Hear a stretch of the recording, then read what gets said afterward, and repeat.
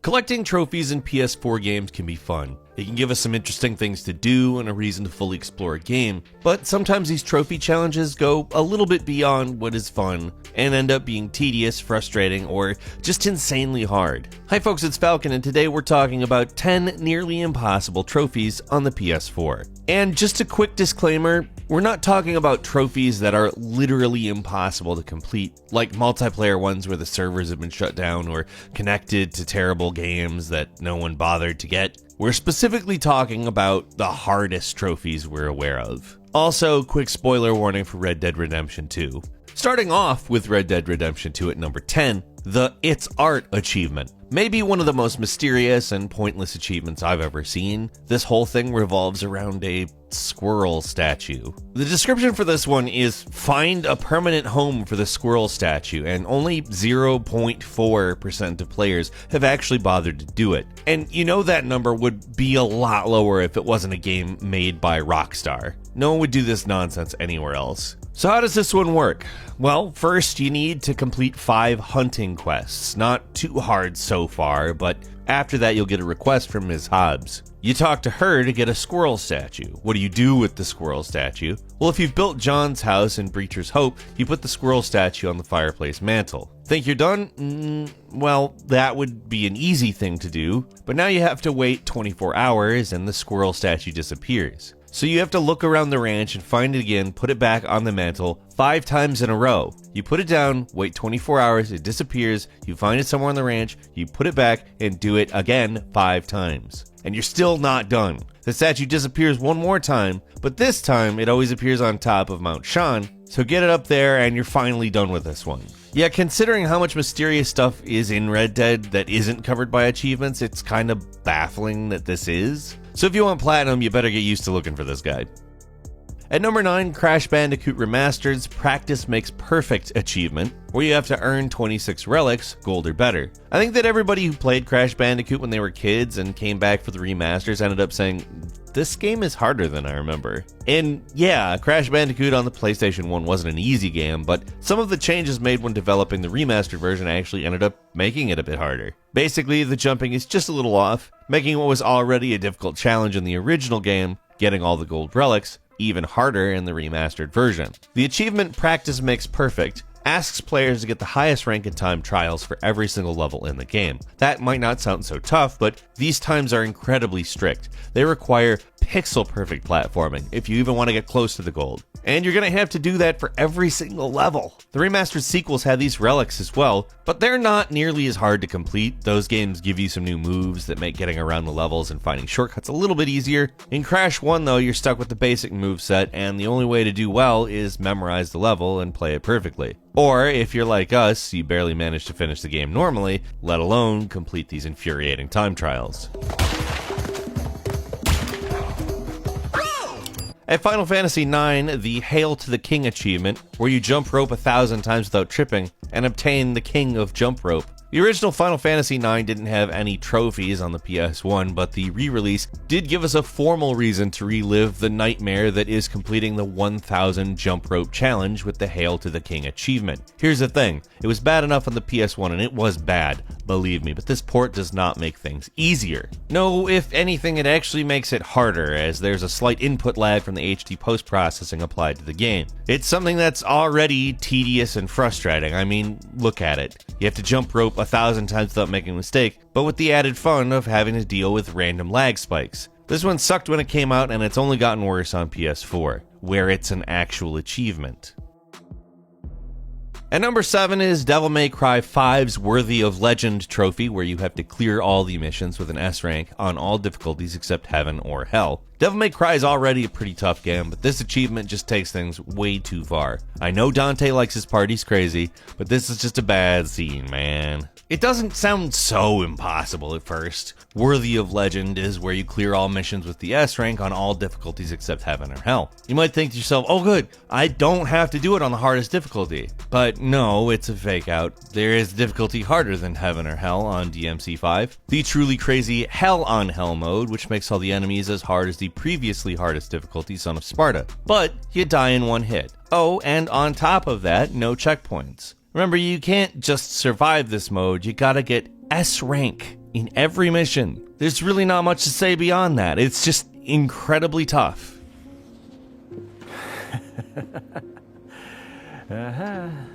At number 6 is Wolfenstein 2's Mein Leben achievement, which is where you had to beat the game on the Mein Liebe difficulty. Randomly, when you shot a bad guy in Wolfenstein 3D, they'd shout Mein Leben before crumbling to the floor. The pile of dead pixels on the ground, well, that's you after attempting what is by far the hardest difficulty-related trophy in a Wolfenstein game. The Mein Liebe trophy tasks players with beating the entire game without dying. If you die, you have to start over, your save is wiped, and all progress is lost. It's basically like an Iron Man mode from a roguelike game, except those games usually take, like an hour or two to finish? You gotta, in one sitting, finish this 6 to 8 hour game that's honestly pretty tough on normal, let alone on the hardest difficulty and, worst of all, unskippable cutscenes. Why would they put a mode like this in a game with unskippable cutscenes? It's cruel, it's unusual, and almost no one but the most masochistic bothered with getting it, and that's why it's one of the most impossible PS4 trophies.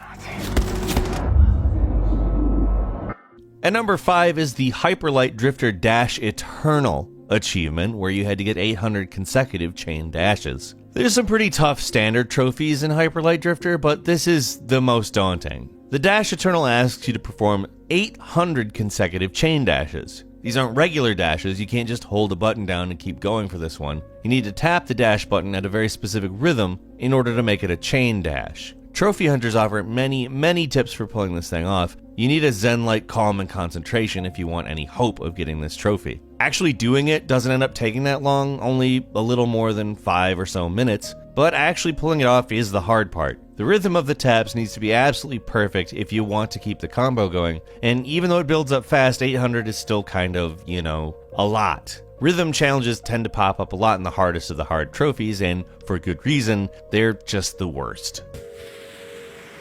At number 4 is Friday the 13th's Getting the Platinum. I know I said I wouldn't really do any boring, grindy multiplayer trophies on here, but oh my god. The multiplayer completion achievements in this game are so incredibly bad, they have to be seen to be believed. Like Head Counselor, play 1,000 multiplayer matches as the Counselor. The Final Chapter, play 1,000 multiplayer matches as Jason. Gotta kill 'em all, kill 13 counselors. To get 2 of those trophies, you need to play 2,000 multiplayer matches. And remember, you can't just pick what way you want to play in a public match, so your chances of being the big man are actually pretty slim. Maybe if you're able to get together 8 really dedicated friends, they can help you out by playing in private matches and letting you pick Jason, but they're gonna have to be really good friends. That's 1,000 matches. And then you'd still need to do 1,000 matches as a counselor. So let's do the math. The match takes about 20 minutes, right? But if Jason kills everybody, the game's over, the survivors escape, game's over, so let's be generous and just say the average match time's about 15 minutes. So 15 multiplied by 2,000 matches is 30,000 minutes, or 500 hours, or more than 20 days of in-game time just to get these trophies. And remember, that's the perfect scenario where you always get to play as Jason when you want to. Yep, this is just a lame multiplayer trophy, but maybe it's the lamest, most impossible one out there, and for that it really just does deserve some special recognition. At number 3 is I Am Bread, which is a joke game, but just like Bossa Studios' other game, Surgeon Simulator, getting the Platinum Trophy for this game is an exercise in pure pain. No, actually, you know what? It's much worse. Because sure, in Surgeon Simulator, the achievements basically require you to be perfect in a game where you can barely control your arms. But at least you have arms. In I Am Bread, you are bread. Just moving at all is a struggle, and of course, it's not about completing each level. You have to get top rank in every level, and doing that basically requires a level of inhuman bread manipulation that borders on the supernatural. It's an intentionally goofy game designed to frustrate you, and yeah, it pulls it off pretty well considering how nearly impossible it is to complete, let alone get any of the A++ trophies in. Hardcore Dark Souls and Bloodborne players who've beat those games with their eyes closed struggle to get these things. So what hope do the rest of us have? At number 2, the Elder Scrolls Online Emperor achievement, which you get by getting the number 1 on the PvP leaderboards. Getting trophies in Elder Scrolls Online usually isn't too hard. Most of them are pretty standard exploration and quest completion trophies, but this is just crazy. The Emperor trophy requires you to be at the top of the PvP leaderboard to get it. Yeah, you heard me right. The top ranked numero uno head honcho is who you gotta be to get this achievement. You don't have to stay on top, but you literally have to be the best PvP player in the game for at least a few seconds in order to platinum the game. Outside of the fact that leaderboard achievements are terrible, because usually in a game's lifespan, leaderboards are one of the first online features to go, but the fact that you have to be the absolute top player in the world in Elder Scrolls Online to get an achievement is kind of ridiculous. These days it's not an absolutely impossible prospect like it was when the game first came out. The game has a lower general population and less people are playing PvP, so the skill ceiling isn't quite as high, but still, that's kind of asking a lot from someone for a simple achievement. Oh, yeah, you just have to be literally the best. Great, got it. And finally, at number 1 for Crypt of the Necrodancer, the lowest of the low, which, I mean, let's just get into this. If you're online and looking for the hardest trophies, it seems like it's impossible to not end up coming across this game. It's often described as the hardest platinum ever. This rhythm-based roguelike is already really tough on its own, even on normal 1 or 2 slip-ups, can make you dead in seconds. And just finishing the game is an ordeal, but what if you want to get some of the achievements? Well, I hope you don't value your time, because it's gonna take a while. Lowest of the Low is arguably the hardest trophy, asking players to complete an all cares run, obviously all characters to the lay, without picking up any items other than gold. That's 9 characters you have to play the entire game through back to back without stopping while avoiding items. The game isn't long, but still, that's 9 characters back to back. It takes about 3 to 4 hours to complete an all characters run,